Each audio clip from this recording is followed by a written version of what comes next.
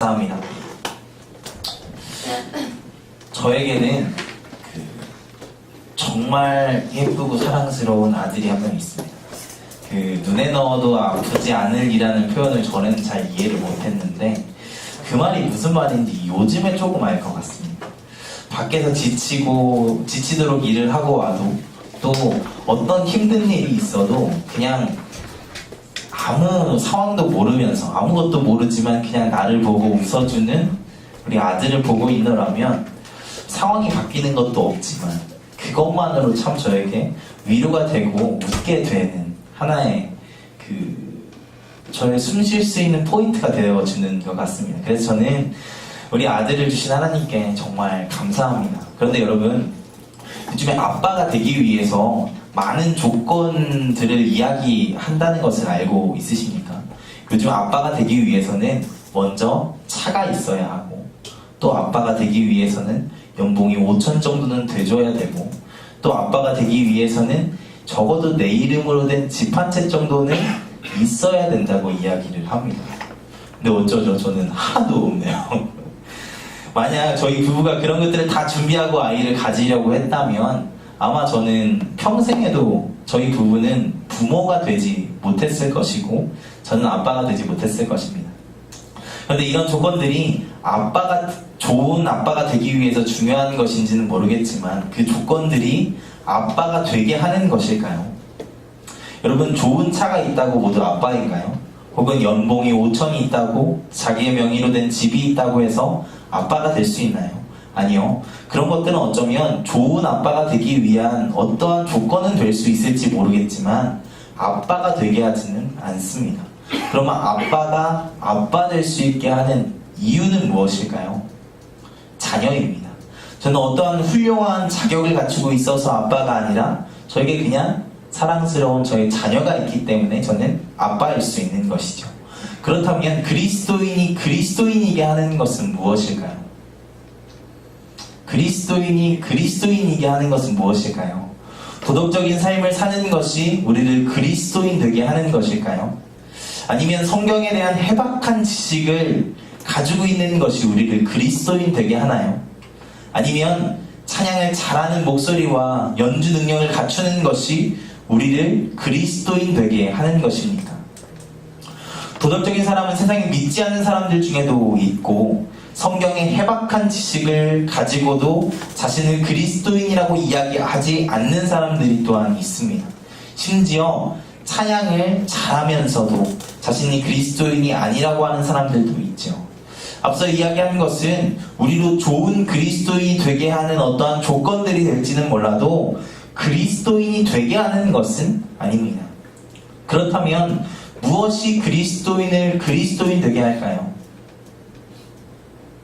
무엇이 그리스도인을 그리스도인 되게 하는 것일까요?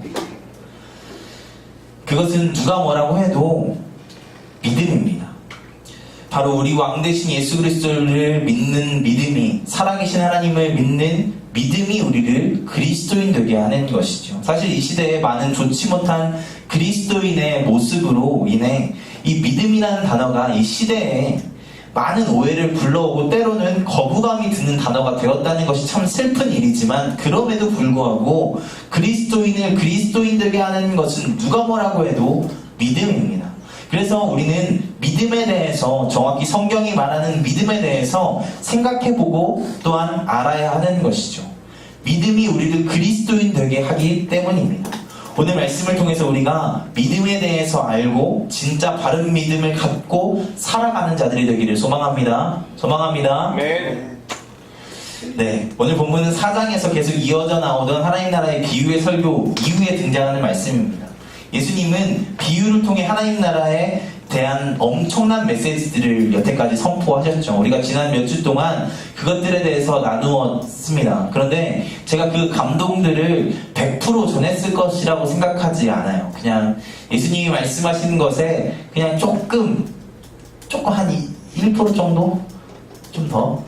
조금 더 예수님이 선포하신 그 감동을 그 1% 정도, 2% 정도 조금 전하는 것이지 않을까라는 생각들을 하게 됩니다. 그런데 이 말씀들은 마가 공동체에게 있어서 이 그 하나님 나라의 비유의 설교는 정말 중요했습니다. 그래서 사실 이 하나님 나라 비유 설교에 대한 그 기록들이 마가복음에 제일 많아요.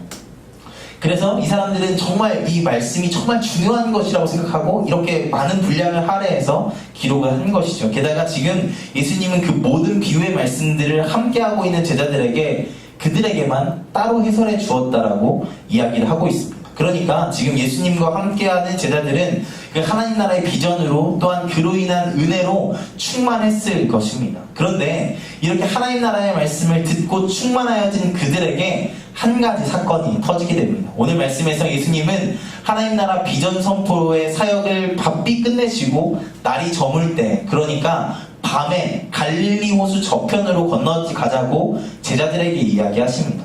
아마 평소 같았으면 제자들이 바로 예수님께 이야기했을 것입니다. 예수님, 정신 차리세요. 갈릴리 바다를 밤에 건너는 것은 죽자는 거예요. 그러니까 여러분, 예수님, 다음날 갑시다. 이렇게 얘기를 했을 것입니다. 지금도요, 여러분, 갈릴리 호수 서쪽편 주차장에 가면 이런 표지판이 있다고 합니다. 갈릴리 호수에서 바람이 세게 일 때 차량을 관수를 잘하라고 말입니다. 왜냐하면 바람이 세게 일 때 파도가 자동차까지 덮칠 수 있을 정도로 큰 풍랑이 일기 때문입니다. 그러니까 당연히 밤에 가는 것은 안전하겠어요? 위험하겠어요? 위험한 것입니다. 미안해요. 제가 이러면 되는데 태근이 출근했다고 들었는데 출근은 안 하고 나와서 땡땡이 진동하니까.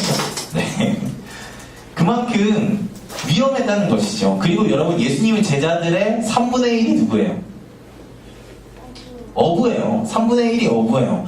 3분의 1이 어디 출신 어부예요? 갈릴리 출신 어부예요. 갈릴리 출신 어부의 사람들이 이것을 모르지 않았을 것이라는 거죠. 그런데 여기에서 이런 방구하지 않고 제자들이 예수님이 말씀하신 대로 배를 띄워서 건너가려고 하고 있습니다. 그리고 거기에 제자들만 가는 것이 아니라 다른 배들까지 같이 있었다라고 이야기를 하죠. 왜 그랬을까요? 왜 이 사람들이 사실 상식적으로 생각하면 잘 되지 하면 안 되는 일을 이렇게 했을까요? 곰곰이 생각해보면 아마 예수님께서 제자들을 처음 부르셨을 때 물고기를 그 그물이 찢어지도록 잡게 하신 그 기억 때문일 수도 있고, 또 앞서 예수님께서 하나님 나라의 비유의 말씀에 제자들이 은혜를 엄청 받아서 그럴 수도 있습니다. 저는 개인적으로 제자들이 예수님께서 앞서 하나님 나라 비유의 말씀을 아주 은혜롭게 전하셨고 그 말씀에 은혜를 엄청 받아서 그랬지 않았을까 싶습니다. 정말 그럴 때가 있잖아요. 막 수련회 다녀오고 나서 정말 하나님을 향한 믿음이 뜨거워져서 어디 아프리카 오지라도 가서 죽으라고 하면 가서 정말 죽을 수 있을 것 같은 그런 막 불붙는 마음이 있을 때가 있잖아요. 저만 그랬나요? 저는 그랬습니다. 저는 중학교 1학년 수련회 때 기도했던 것이 아직도 잊혀지지가 않아요. 그때 제가 이렇게 기도했습니다. 하나님 저를 써주세요. 근데 저를 써주시는데 저를 걸레같이 써주세요. 하나님이 어떤 곳에도 하나님이 쓰시기 가장 좋은 곳에 가장 편한 사람이 될 수 있도록 주님, 내가 걸레같이 주님께 쓰임받기를 원합니다 라고. 왜 그랬어? 왜 그렇게 기도한 거야? 어쩌다가 많은 그리스도인들이 우리를 포함해서 말씀을 받고 뜨겁게 눈물을 흘리고 기도했던 은혜의 시간들을 경험해 보았을 것입니다. 혹시 그런 은혜의 경험이 없다면 굳이 수련회까지 기다려서 은혜 받는 것이 아니라 지금 이 자리에서 그런 은혜를 경험하게 되길 간절히 소망합니다. 소망합니다. 저는 분명히 그리스도인에게 있어서 그런 뜨거운 경험들이 필요하다고 믿습니다. 그것이 그리스도인의 인생의 전부는 아니지만 끝까지 믿음의 걸음을 걸어갈 수 있도록 하는 동력 중에 하나이니까요. 근데 여러분, 다시 돌아와서 그렇게 우리가 말씀 혹은 예배로 기도로 마음이 뜨거워졌을 때 어떻게 그렇게 담대하게 그런 용기 있게 그런 마음들이 생길 수 있게 되는 것일까요? 무엇이 우리를 그렇게 용기 있게 하고 담대한 선포를 하게 하는 것입니까? 그것은 하나님의 살아계심이 경험되어지고 믿어졌기 때문입니다. 그래서 전에 어떤 담대함과 강한 믿음이 생기게 되는 것이겠죠. 제자들 또한 바로 그런 마음이 있었을 것입니다. 그런 은혜로 인한 담대함, 믿음으로 인한 담대함으로 예수님이 말씀하시는 대로 그 밤에 배를 띄운 것입니다. 그런데 참 아이러니하죠. 이렇게 가장 하나님을 향한 마음이 뜨거워졌을 때, 가장 하나님과의 관계가 좋다고 생각했을 때 우리가 종종 가장 최악의 상황을 경험하게 될 때가 있습니다. 오늘 말씀의 제자들이 바로 그런 상황에 처한 것입니다. 그렇게 믿음으로 또한 비전으로 제자들이 뜨거워졌을 때, 그래서 예수님의 명령에 순종해서 배를 띄웠을 때 바로 그 순간 생각지도 않은 풍랑을 만나게 된 것입니다. 이것을 어떻게 설명할 수 있을까요? 하나님 나라 그 거창한 이름과 비전이 선포되었고 그것이 바로 지금 이 자리에 시작되었다는데, 내 삶에 시작되었다는데, 그 믿음으로 담대함을 얻었는데 그 후에 가장 처음 만나는 것이 이 풍랑, 그 엄청난 경력의 어부도 어쩌지 못하는 풍랑을 만나게 되는 것입니다. 이거 그냥 꺼주세요. 아니, 하나님 나라 그 엄청난 믿음을 받아들였다면 그 다음 이어지는 것은 엄청난 승리의 삶이 있어야 하는 것이지 않습니까? 아니, 적어도 그 거창한 비전 다음에 오는 것이 한없는 절망이 되어서는 안 되는 것이지 않습니까? 그런데 왜 그 거창한 하나님 나라 다음에 이런 말도 안 되는 처참한 현실을 마주해야 하는 것입니까? 이런 극적인 상황은 사실 마가가 의도적으로 이렇게 이야기의 순서를 구성하는 것으로 보입니다. 이 말씀은 마태복음 8장에도 같이 기록되어 있고 누가복음 8장에도 같은 말씀이 기록되어 있습니다. 하지만 그 이야기의 순서는 이 마가복음의 순서와 다르죠. 마태복음 같은 경우에는 그 베드로의 장모를 고치신 다음에 이 풍랑을 만나는 장면이 나오고요. 그리고 누가복음은 뭐였지? 갑자기 기억이 안 나요. 어쨌든 이야기의 구성이 다릅니다. 마가가 이렇게 복음서의 이야기의 순서가 다르고 어디에는 어떤 이야기가 있는데 어디에는 어떤 이야기가 없고 어디에는 그 우리가 읽고 있는 이 마가복음과 순서가 다르고 이런 차이들이 있다는 것입니다. 왜 이렇게 순서가 다르고 내용이 있고 없고 이렇게 차이점들이 발견되어지는 것일까요? 예수님에 대한 복음서인데 말입니다. 그것은 그 공동체마다, 그 복음서를 기록한 공동체마다 가지고 있는 신학이 조금씩 달랐기 때문입니다. 그들이 고백하는 예수님, 그들이 고백하는 하나님에 대한 그 고백들이 조금씩 달랐기 때문이죠. 그러니까 이야기를 이렇게 극적으로 구성하는 것 또한 마가 공동체의 신학에 대해서 저자가 마가복음의 이야기 구조를 통해서 어떠한 것을 말하려고 하고 있다는 것입니다. 마가는 어떠한 것을 말하려고 하는 것일까요? 마가는 그 거창한 하나님 나라의 비유 설교 다음에 풍랑을 기록했습니다. 심지어 갈릴리를 바다로 표현하기까지 했습니다. 사실 갈릴리는 바다일까요? 호수일까요? 호수입니다. 조금 큰 호수이죠. 그런데 마가는 의도적으로 이 갈릴리 호수를 바다로 기록합니다. 우리가 성경 공부하고 계신 분들은 조금 기억하실지 모르겠지만 바다는 이 당시 사람들에게 어떤 의미였죠? 혼돈의 카오스. 어떻게 사람들이 혼돈의 카오스 하니까 게임이 생각나시는 건 아니시죠? 그 혼돈, 내가 어떻게 할 수 없는 불가항력적인 것이라고 사람들이 생각했습니다. 그래서 성경은 창조 이전의 상태를 어떻게 표현합니까? 땅이 혼돈하고 공허하며 흑암이 깊음 위에 있고 하나님의 영이 수면 위에 운행하시니라 라고 말씀을 하시죠. 그리고 성경은 창조 이전의 상태가 물이 가득한 세계였다고 이야기하는 것입니다. 그래서 둘째 날과 셋째 날에 그 물을 하늘과 나누시고 땅과 분리시키는 작업들을 하시는 것을 볼 수 있죠. 마가는 하나님 나라의 삶이 어떻다고 지금 이야기를 하고 싶은 것입니까? 마가는 하나님 나라의 삶이 결코 편하고 좋지 않다는 것을, 혹은 여전히 어렵고 힘들 수 있다는 것을, 내가 믿기 전이나 후나 변화가 있다는 것을, 없을 수도 있다는 것을 이렇게 보여주고 있는 것입니다. 하나님을 믿어도 나의 환경이 바뀌지 않는다는 것입니다. 변함없이 우리는 그 세상 속에서 살 것이며 여전히 그 세상은 우리가 감당하기에 어려운 세상일 것이라는 것입니다. 이쯤 되면 우리는 이런 질문을 할 수밖에 없습니다. 그렇다면 우리에게 하나님 나라는 무슨 소용입니까? 왜 우리는 하나님 나라가 시작되었다는 것을 믿어야 하는 것입니까? 우리가 예배하는 것은 무슨 소용이고 설교 듣는 것은 무슨 소용이며 말씀 읽는 것은 무슨 소용인 것입니까? 이렇게 아무것도 바뀌지 않는다면 말입니다. 왜 우리는 하나님을 믿어야 합니까? 왜 우리가 그렇게 살아가야 합니까? 현실을 살아가며 하나님을 믿는 우리에게 어쩌면 이 질문은 참 무거운 질문입니다. 하나님을 믿으면 복을 받고 만사형통하면 참 좋을 텐데 성경은 그것을 이야기하고 있지 않다는 것이 문제입니다. 오히려 변함없을 것이라는 무거운 이야기를 하고 있는 것이죠. 때로는 더 나쁠 수도 있다고요. 어쩌면 우리는 믿음이라는 것을 아예 잘못 생각하고 있는지도 모릅니다. 여러분, 전에 SNS에 웃긴 동영상을 올라온 것들이 있었습니다. 제가 보여드리고 싶었는데 찾지를 못했어요. 근데 내용을 대충 이야기하면 사실 여러분들 봤을 겁니다. 저처럼 다들 SNS 빠시잖아요. 그쵸?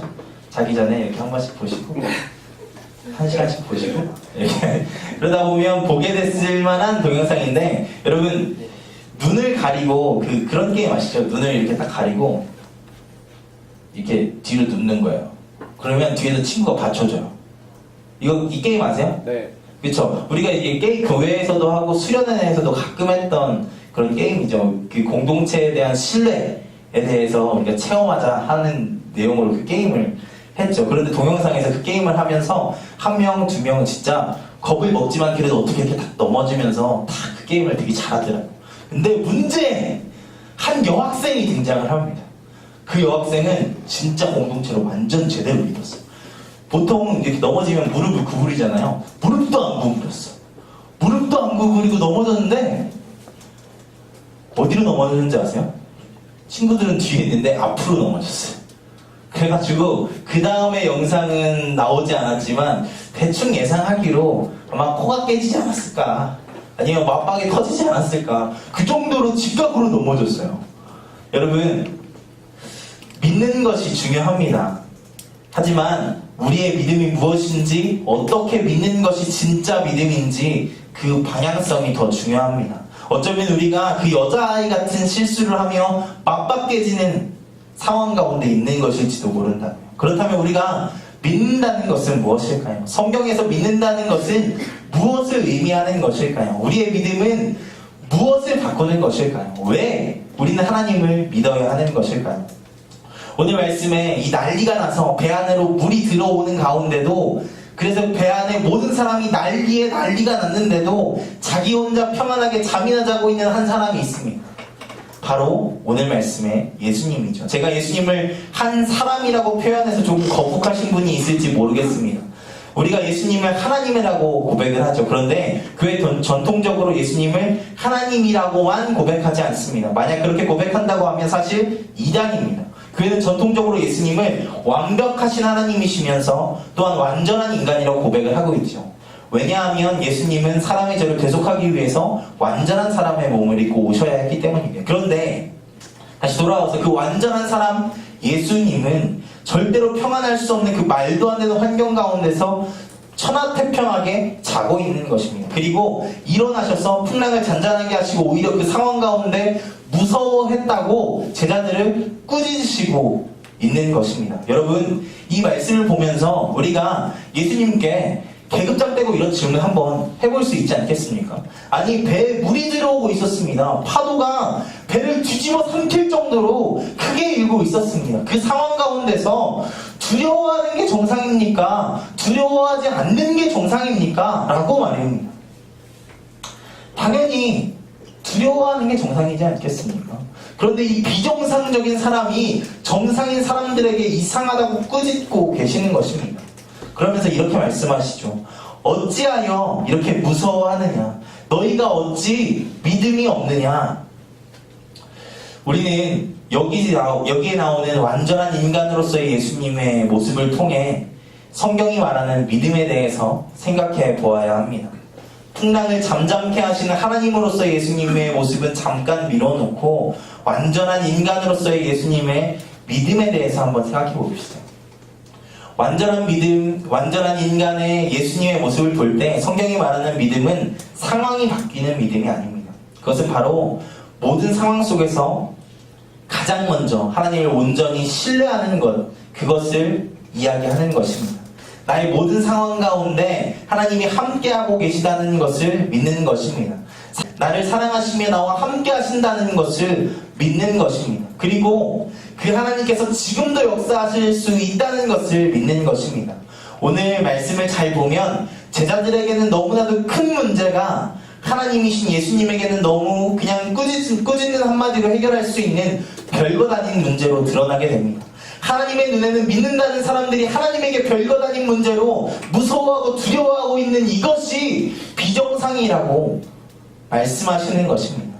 하나님을 믿는데 왜 별것 아닌 일에 두려워하냐는 것입니다. 여러분, 제가 어렸을 때 싸움을 잘했을까요? 못했을까요? 못했어요. 네, 저는 싸움을 그렇다고 이렇게 직접적으로. 그래서 싸움을 제가 이렇게 지금은 좀 얼굴이 탔지만 제가 저희 아들보다 얼굴이 하였어요. 저 그래가지고 초등학교 1학년 때는 그 옆집 할머니가 우리 엄마 보고 애기 훔쳐가지 않게 조심하라고. 곱상하게 죄송해요. 어쨌든 그렇게 생겼었어요. 근데 그러다 보니까 초등학교 때 사실 싸워서 이겨본 적이 없어요. 초등학교 때. 그런데 1년에 한 2번씩은 싸웠어요. 싸워서 이겨본 적은 없는데 연례 행사로 2번씩은 맨날 싸웠어요. 근데 한 번은 정말 최악의 날이 있었습니다. 그날 제 생일이었어요. 생일이었는데 생일 잔치를 하기 위해서 친구들하고 이렇게 가는데 한 명이 자기는 안 데려간다고 좀 삐졌나 봐. 그래가지고 나중에 막 시비를 걸다가 결국에 싸움이 붙어서 생일잔치 가기 직전에 싸움 한 판 하고 이렇게 가게 됐어요. 생일잔치 하기 전 어떻게 됐을까요? 졌어요. 저 터졌어요. 귀 빠진 날에 귀가 빠지도록 맞았어요. 진짜 저 터졌거든요. 근데 그리고 나서 이제 생일잔치로 가야 되잖아요. 정말 최악의 상황이에요. 그렇게 저 터지고 생일 파티를 가고 저희 집에서 생일 파티를 했는데 친구들하고 이렇게 가고 나니까 갔어요. 친구들이 또 많이 왔는데 이제 친구들이 같이 왔으니까 제가 싸운 걸 알잖아요. 그러니까 이제 엄마한테 막 이야기를 해준 거예요. 그런데 그때 저희 엄마와 제 동생이나 제 친구가 뭐라고 해줬냐면, 상호야, 내일 내가 학교에 같이 가서 같이 싸워줄게. 내가 왼쪽 팔 잡고 내가 오른쪽 팔 잡고 이렇게 해가지고 내가 같이 싸워줄게. 막 이러면서 이야기를 해주셨어요. 물론 같이 가주시지는 않으셨어요. 그렇게 집단구따를 일으키지 않으셨는데, 근데 그 말 한마디가, 그 이야기 하나가 저한테 참 큰 위로가 되고 그 최악의 상황 가운데서 저를 다시 한번 학교에 갈 수 있게 하더라고요. 좀 아까 싸우고 와서 상황이 별로 좋지 않죠. 정말 아까 이야기한 대로 귀 빠진 날 귀 빠지게 맞았으니까. 게다가 다음날 학교 가면 그 친구가 또 있을 텐데 또 때리면 어떡해요. 상황은 그렇게 안 좋고 무서운데 엄마가 또 친구들이, 내 동생이 나와 함께 해준다고 하니까 그 안 좋은 상황 가운데서 오히려 좋고 행복한 마음이 들더라고요. 우리가 하나님을 온전히 신뢰할 때 우리에게 일어나는 풍랑과 같은 불강력적인 일이 우리에게 우리 존재를 소멸시킬 것 같은 두려움으로 다가오지 않는다는 것입니다. 왜냐하면 하나님이 진짜로 우리와 함께 하시기 때문입니다. 이것은 우리가 스스로 위로한 정도의 말이 아니라 우리의 삶에 일어난 실제이기 때문입니다. 그래서 우리가 하나님을 믿음으로 세상 모든 상황 가운데서 두려워하지 않을 수 있는 것입니다. 우리나라에 처음 들어온 선교사들은 정말 죽음을 각오하고 와야 했다고 합니다. 물론 종교적인 박해도 있었지만 풍토병에 걸려서 죽는 선교사들도 아주 많았다고 이야기를 합니다. 그냥 사망이 음침한 골짜기인 곳에 그들이 온 것이죠. 그런데 왜 그들이 이 두려운 곳으로 스스로 찾아오며 고개 빳빳이 들고 복음을 전할 수 있었던 것일까요? 그것은 정말 그들과 함께 하신 하나님을 믿었기 때문입니다. 그렇게 사납게 우리를 잡아먹을 것 같은 운명과 우리가 맞서 싸울 수 있는 것은 한계가 있는 우리의 힘이 아니라 우리와 함께 하시는 하나님을 의지하기 때문이라는 것을 그들이 보여주신 것이죠. 그래서 사실 믿음은 나의 환경을 바꾸는 것이 아니라 바로 나 자신을 바꾸는 것입니다. 성경이 이야기하는 믿음의 삶은 가장 먼저 우리 자신의 변화를 이야기하는 것입니다. 세상이 변하는 것이 아니라 세상을 바라보는 내가 변하는 게 되는 것입니다. 그렇게 내가 바뀌었을 때 나에게 주어지는 어떠한 상황도 두려워하고 도망쳐야 할 것이 아니라 우리가 맞서 싸울 수 있는, 그리고 그 가운데 승리할 수 있는 상황이 되는 것입니다. 바라기는 우리가 그 믿음으로 살아가는 자들이 되기를 소망합니다. 우리에게 정말 하나님을 신뢰하는 믿음이 있기를 소망합니다. 그런 나를 바꾸는 믿음이 있기를 소망합니다. 우리가 그런 믿음의 사람들이 되기를 소망합니다. 여러분, 나의 변화가 먼저입니다. 그렇게 믿음으로 변화된 우리는 하나님을 신뢰함으로 우리의 모든 문제들과 맞서 싸울 수 있는 것입니다. 그리고 하나님은 그런 우리와 함께 싸워 주실 것입니다. 그렇게 우리의 하나님을 믿음으로 우리의 문제와 맞설 때 하나님은 오늘 말씀에서 폭풍도 잠잠하게 하셨던 것처럼 우리 삶의 모든 상황 또한 변화시켜 주실 것입니다. 저는 지금도 그렇게 하나님을 온전히 믿는 자들에게 그들의 기도에 하나님께서 응답하심을 믿습니다. 그렇게 믿는 자들을 통해서 하나님은 이 땅에서 상황을 바꾸는 역사를 이루어 가실 것입니다. 세상을 바꾸는 역사를 이루어 가실 것입니다. 우리가 그런 믿음의 사람으로 승리하며 살아가는 자들이 되기를 소망합니다. 주님의 이름으로 우리가 정말 그렇게 이 땅 가운데서 어떠한 상황 가운데서도 하나님을 믿음으로 승리하며 살아나가는 자들이 되기를 축원합니다. 우리 시간 같이 찬양하고 기도하겠습니다. 우리 이곳에 임하신 하나님 나라 악보 없는데 칠 수 있나요? 드릴까요? 네. 일부러 받은 거일까요? 원래 악보 칠 수 있는데. 우리 시간 같이 찬양하고 기도하겠습니다. 믿음이 바꾸는 건 우리 환경, 우리의 세상, 우리의 어떤 조건들을 바꾸는 게 아니라 사실 나 자신을 바꾸는 것입니다. 이 세상을 살아가는 나를 바꾸는 것입니다. 그 전에는 나에게 절망적인 순간들이 찾아와도 그냥 절망하고 그냥 포기하고 살아갔던 그 인생 가운데 나와 함께 하시는 하나님이 계시다는 것을 믿고 그 절망적인 상황 가운데 맞서고 싸우고 나아갈 수 있는 내 자신의 변화가 바로 그 믿음 가운데 있다는 것입니다. 우리가 이 시간 같이 이곳에 임하신 하나님 나라 찬양할 텐데, 하나님 우리 가운데 그 믿음 허락하여 주셔서 먼저 내가 변하게 하시고 어떤 상황 가운데서도 승리하며 나아갈 수 있는 우리가 되게 하여 주시옵소서라고 우리 같이 이곳에 임하신 하나님 나라 같이 찬양하겠습니다.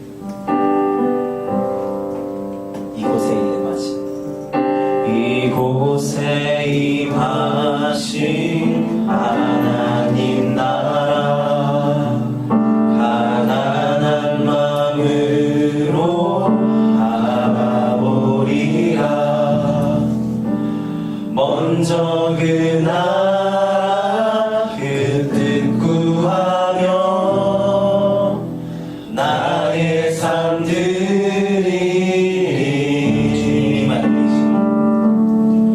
주님이 맡기신 하나님 나라 믿음의 눈으로 바라보리라. 하늘의 뜻이 이 땅 가운데 완성될 그날까지 믿음 다하여 그 위에 서리라. 하나님의 나라는 무너지지 않으니 믿음 다하여 그 나라 세워가리라. 주님 곧 오실 때 믿음 다하여 믿음 다하여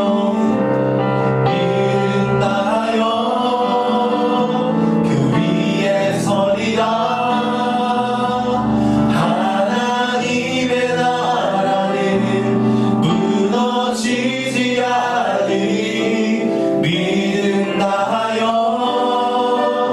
그 나라 세워가리라. 주님 곧 오실 때까지. 여러분 우리가 이 시간 같이 기도하겠습니다. 이 시간 같이 기도할 때 하나님 우리가 진짜 믿음으로 살아가는 자들이 되기를 소망합니다. 정말 나와 함께 하신 하나님을 믿음으로 나아가는 자들이 되기를 소망합니다. 하나님 내 상황과 모든 상황 가운데서 하나님이 나와 함께 하신다는 것을 믿고 그것으로 위로함 얻고 그것으로 힘 얻어서 나의 어렵고 힘든 상황 가운데 승리하며 이기며 나아갈 수 있는 귀한 자들 될 수 있도록 우리 가운데 허락하여 주시옵소서. 그 믿음 허락하여 주시옵소서라고 우리 가운데 믿음 허락하여 주시옵소서라고 이 시간 같이 기도하며 나아가겠습니다. 기도합니다. 오 살아계신 하나님 아버지 감사합니다. 하나님 우리에게 믿음 허락하여 주시기를 소망합니다. 주님 우리에게 정말 나를 바꾸는 믿음이 있기를 소망합니다. 이 세상을 바라보는 내가 바뀌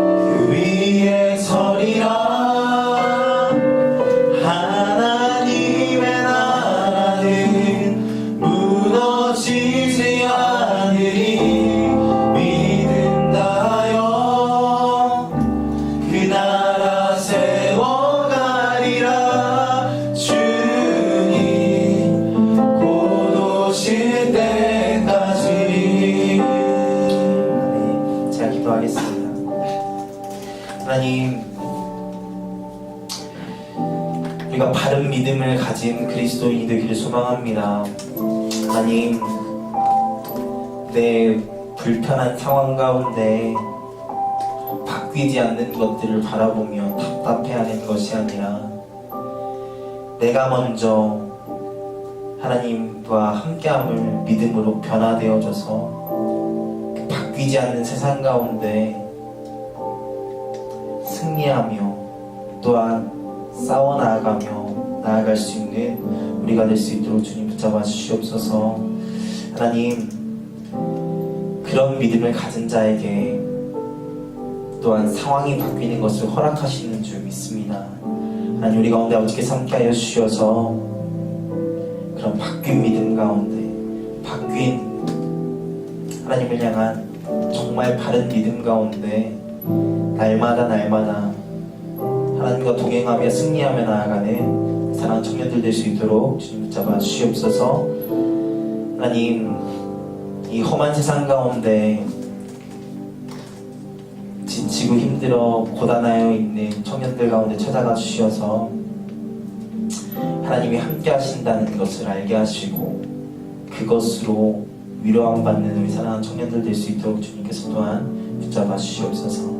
감사합니다. 예수 그리스도의 이름으로 기도하였습니다.